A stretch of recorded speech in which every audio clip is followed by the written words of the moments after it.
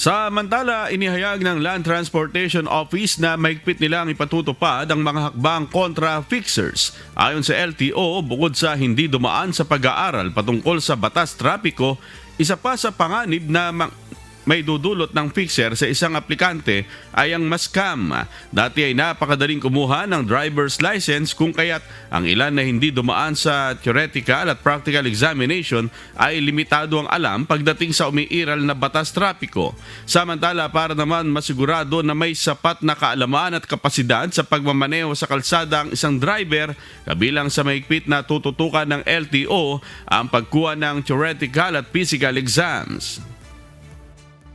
What is a perfect example? Hinihingan sila ng 3,500 for the exchange of seminar. Hindi na daw a-attend, hindi na daw mag-exam. And pagpasok nila sa office namin, we reiterate several times, ang dami pa pong nakapaskill na huwag makipag-connive outside. And then, doon umaamin sa amin, umaamin yung mga driver, sir, nagbigay ako ng ganito kay ganyan. So, technically, wala kaming alam kung sino yung tao na yun. No? And then, nung sasabihin namin hanapin mo kasi libre lang ito, hindi na nila mahanap.